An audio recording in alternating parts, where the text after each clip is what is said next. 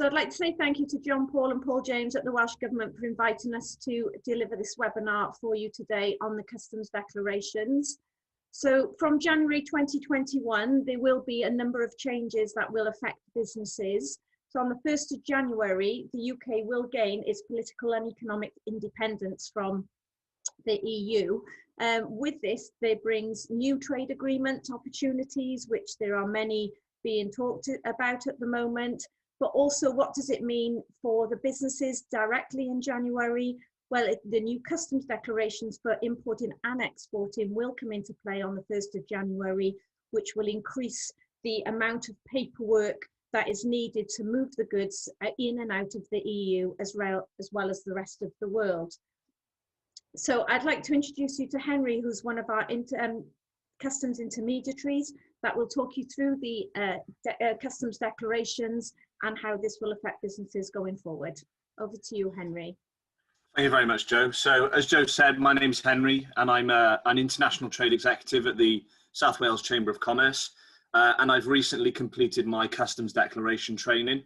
So what I'm going to do is I'm going to give you a brief overview of the customs declaration process and some of the key details it's worth noting down if you're looking at importing or exporting in the new year. So as you can see on the screen, the first thing I'm going to talk you through is the EORI number. So just to quickly go back a slide, please, Jo.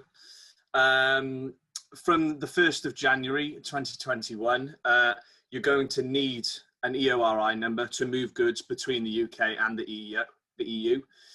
So the EORI number is an Economic Operators Registration and Identification number, and this is a unique number for having one common type of identification across the EU. And this is the unique number that we would expect to see on all customs declarations. And it's imperative that you have this if you're looking to trade internationally.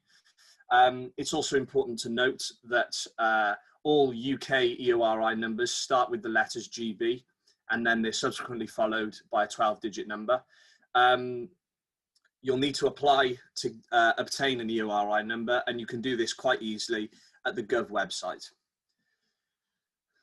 So if we can have the next slide, please, Jo. I'm just going to talk you through the customs declarations process. So the customs declarations, or also known as a customs entry, or a C88 form, or an SAD form, which stands for a single administrative document, is the method in which you fill out the documentation for importing or exporting. This is primarily done through the chief system, and this is where it records the declaration of the customs of goods by land, air, or sea. And it's important to note also, this is due to be replaced by the Customs Declaration Services. Currently, the CDS will be used from goods going to and from Northern Ireland, and Chief will be used for the EU as it stands, but this is likely to be subject to change.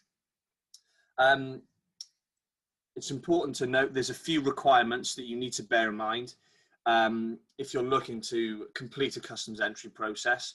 And these are things that you need to establish before commencing the process in order to provide your customs broker, or if you're doing it yourself, have ready in order to complete a successful declaration. The first thing would be a CPC code, also known as a customs procedure code. And this identifies the way in which the goods are entering or leaving the UK.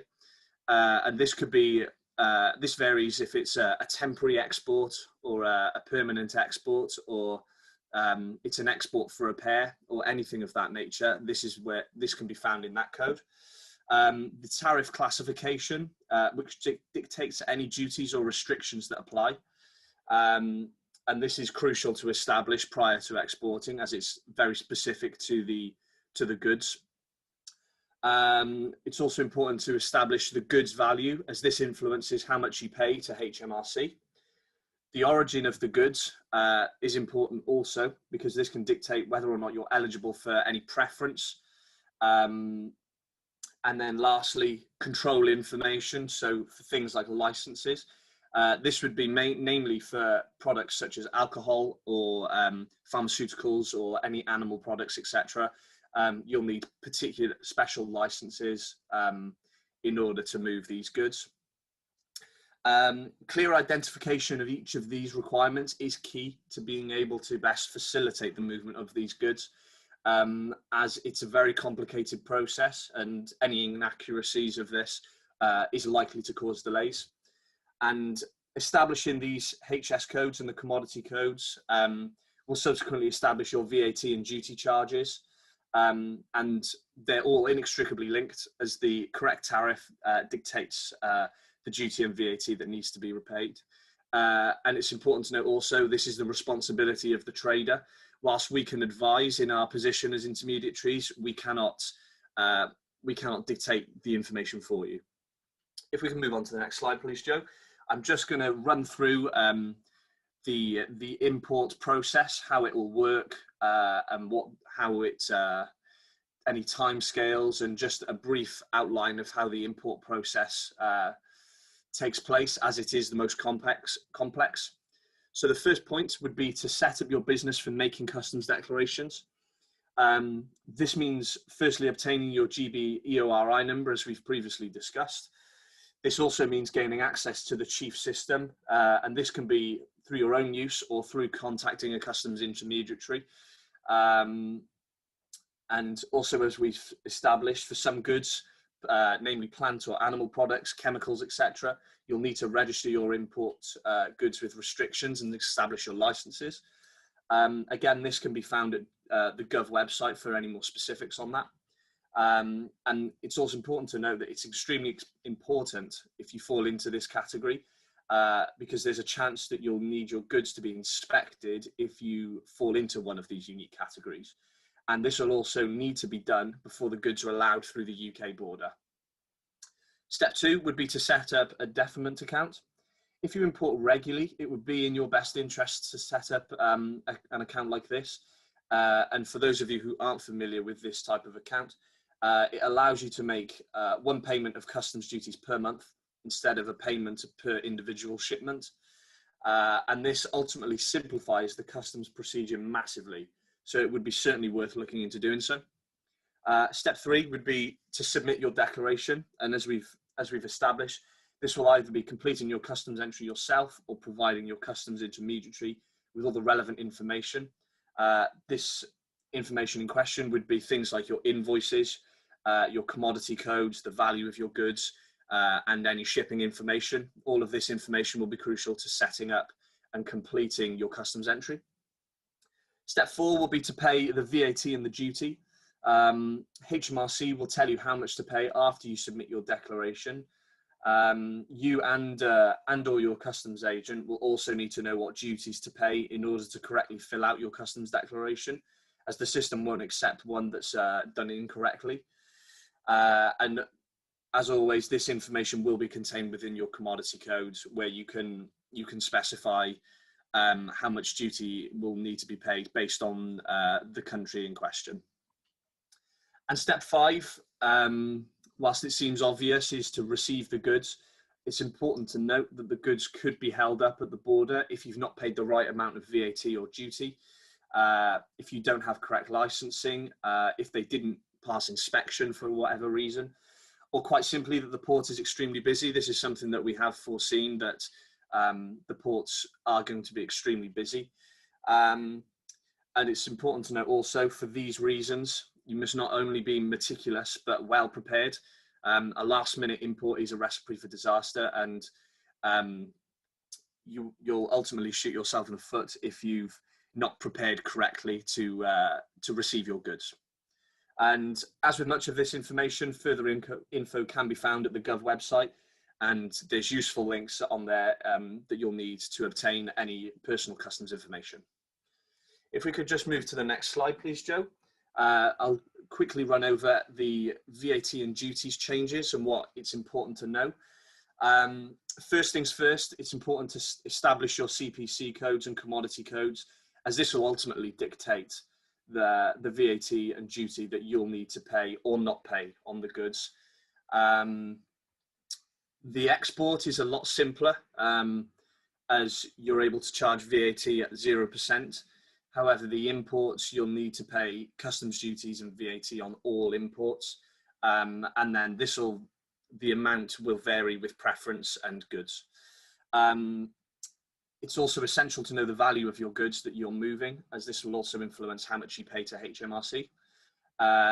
And import preference is a lot more complex and works on quite a large spectrum. As we've previously discussed, importing different types of goods from different countries presents different types of duty.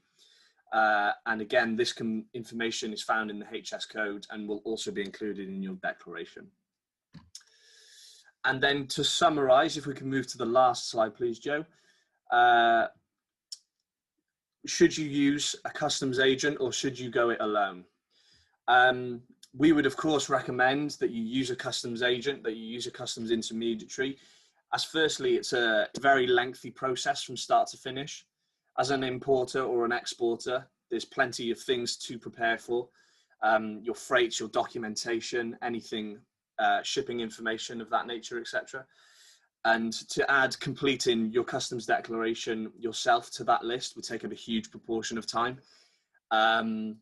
Secondly, it's a very difficult system to use. It can take approximately 6 months to be fully comfortable with the customs declaration entry process.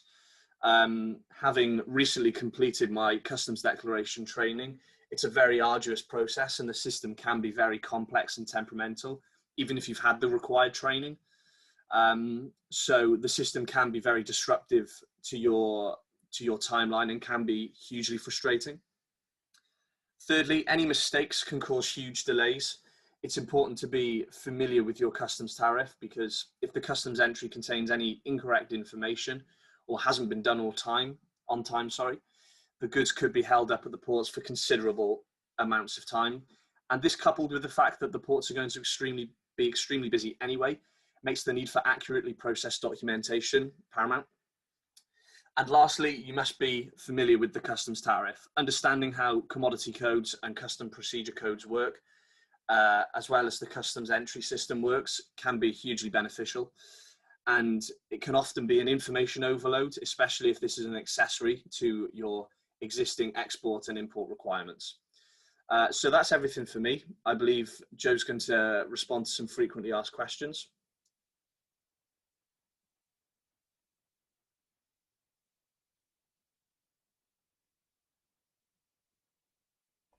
Thank you, Henry. Sorry, yes, so most of the questions that we get asked are around the borders, the controls, the paperwork, and what paperwork will be needed. There are changes going ahead at the moment. Things are still not settled. There are new processes in place. There's new systems that will be put in place, and we are monitoring these in the Chamber very, very quickly. But I'd like to thank you for listening to the webinar and attending today, and thank again to the Welsh Government. Thank you.